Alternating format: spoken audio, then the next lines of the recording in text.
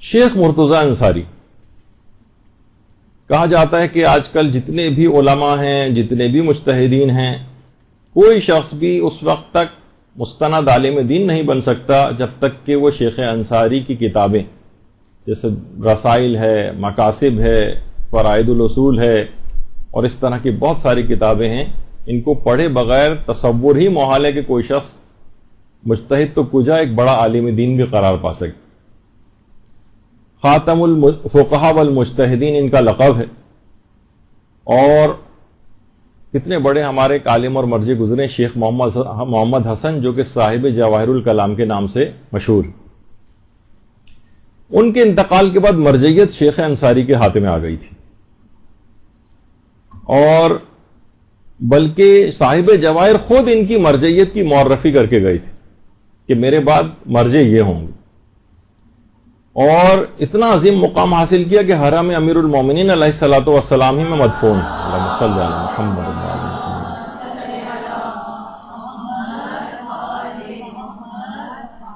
اور بہت زیادہ پرانے نہیں ہیں، 13ویں صدی ہجری کے ہی عالم دین ہیں،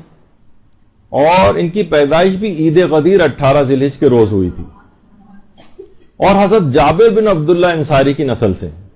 شیخ مرتضی انصاری۔ ان کی والدہ نے ان کی پیدائش سے پہلے خواب دیکھا تھا کہ چھٹے امام جعفر صادق علیہ الصلوۃ والسلام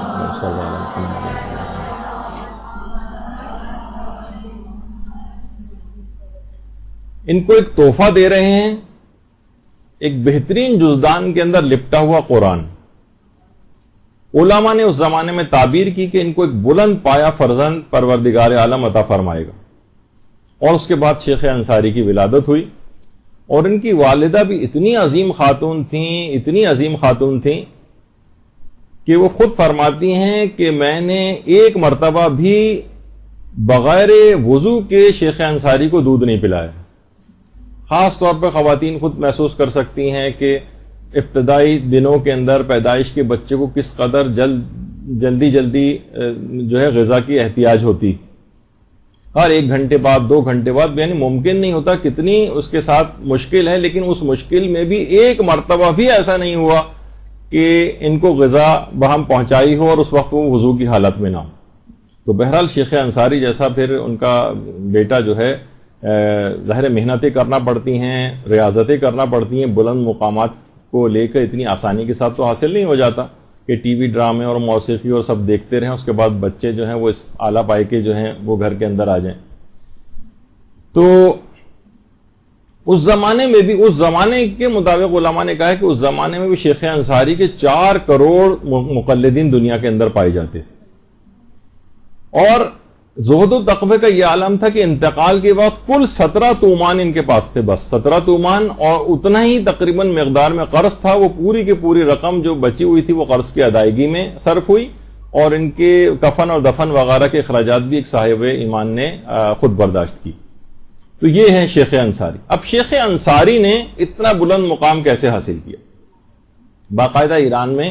ان کی شخصیت کے کارناموں کے اعتراف پہ ڈاک ٹکٹ بھی جاری کیے جاتے ہیں، اور ایک احترام تو ان کے متعلق ملتا ہے کہ شیخ انصاری کے اتنے بڑے مقام کو حاصل کرنے میں جو دخیل ہے کہ بلوغ کے پہلے دن سے لے کر انتقال والے دن تک ایک دن بھی ایسا نہیں گزرا جس دن انہوں نے نماز جعفر تیار نہ پڑھی۔ کتنا عظیم مقام حاصل کیا، نماز جعفر تیار۔ اور صرف یہ نہیں بلکہ روزانہ کے بھی کچھ جو مجتہدین کے کچھ دستور العمل اور طریقہ کار ہوتے ہیں، کبھی آپ اس متعلق بھی دلچسپی رکھیں کہ علماء اپنے روزانہ کے معمولات ان کے کیا ہوتے ہیں، کس طرح سے وہ کون سے اعمال روز انجام دیتے ہیں۔ تو فرائض کے علاوہ روایات میں ملتا ہے کہ نوافل یومیہ کی بالکل پابندی کرتے تھے، ہر نماز کے ساتھ، واجب نماز کے ساتھ جو نوافل ہوتے ہیں۔ اس کے علاوہ دعائیں بہت کثرت سے پڑھتے تھے، تعقیبات نماز کو کبھی فراموش نہیں کرتے تھے، اور روزانہ قرآن کا 1 پارہ روز تلاوت کرتے تھے شیخ انصاری۔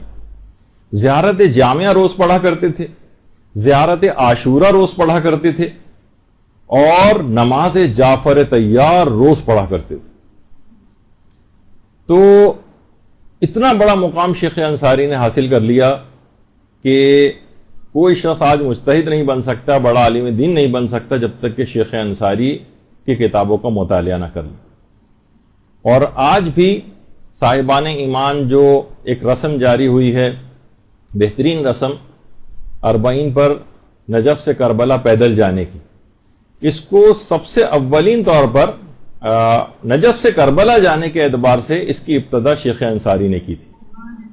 اور ان کے بعد کچھ عرصے کے لیے موقوف ہو گیا تھا سلسلہ، پھر محدث نوری نے دوبارہ اس سلسلے کو جاری کیا۔ تو یہ بھی جتنا بھی ثواب ایک لحاظ سے ثواب جاریہ جس رسم کی ابتدا انہوں نے کی تھی، آج بھی شیخ انصاری کی روح کو پہنچتا ہوگا۔ تو بہت آپ نے دیکھا کہ کتنی چیزیں ایسی ہیں کہ واقعتاً صرف شیخ انصاری کی بات نہیں، آیت اللہ بہجت کے متعلق بھی بات کہی جاتی کہ مرجعیت کی کتنی ان کے پاس، سوچئے کہ ذمہ داریاں تھیں، کتنی زیادہ مصروفیات ہوتی ہیں ایک مرجع کے پاس۔ ان تمام مصروفیات میں سے بھی 24 گھنٹے میں سے 12 گھنٹے عبادت خدا انجام دیتے تھے آیت اللہ بہجت، 12 گھنٹے، اور 24 گھنٹے میں سے فقط 4 گھنٹے سوتے تھے بس۔ اور کہتے تھے کہ واقعتاً جو جس اعتبار سے نمازیں پڑھتے تھے، کہتے تھے اگر لوگ نماز کی لذت کو محسوس کر لیں تو انہیں اندازہ ہو کہ دنیا میں کوئی لذت نماز کی لذت کے مقابلے میں نہیں۔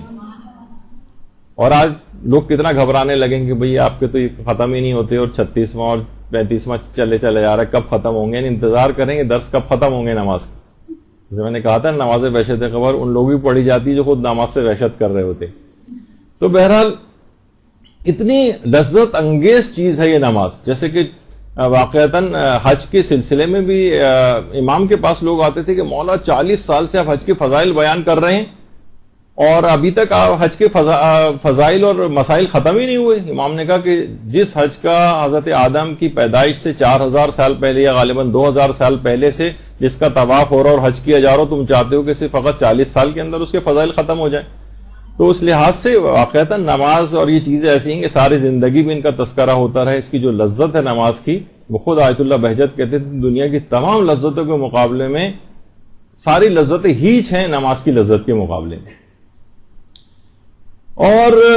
ان کے بیٹے کہتے تھے ان کے متعلق بات کرنا اتنا زیادہ مشکل ہے کہ اپنی زندگی میں تو کسی کو اپنے متعلق کوئی تعریفی بات، کوئی چیز نقل کرنے کی اجازت ہی نہیں دیتے تھے۔ بلکہ کتاب، ابھی اس کا ٹائٹل بھی آپ کو دکھاؤں گا، بس ہوئے محبوب کے نام سے وہ کتاب ان کے ارشادات اور ان کی نصیحتوں کے اوپر ان کی زندگی میں ہی کمپائل ہو رہی تھی۔ لوگ ڈر رہے تھے کہ ہم نے کمپائل تو کر لی ہے، اب آغا سے اجازت لینے کے لیے جا رہے ہیں، اور معلوم کون اجازت لے، کہ انہیں معلوم تھا کہ کبھی اجازت نہیں دیں گے اس بات کی کہ میری شخصیت، میری باتیں یا جس میں میری کوئی تعریف کا پہلو ہو، یہ ان کی زندگی میں کوئی چیز شائع ہو جائے۔ تو فرماتے تھے ان کے متعلق بات کرنا کتنا مشکل ہے، جو پوری کوشش جس کی رازداری پر ہوتی تھی کہ ان کی کوئی بات اندر سے نکل کے باہر نہ جائے، اور یہ رازداری بھی انتہائی ماہرانہ کرتے تھے، انتہائی ماہرانہ۔ مثلا کوئی ان سے سوال پوچھ لیتا تھا کہ کیا کبھی آپ نے امام زمانہ علیہ السلام کی زیارت کی ہے؟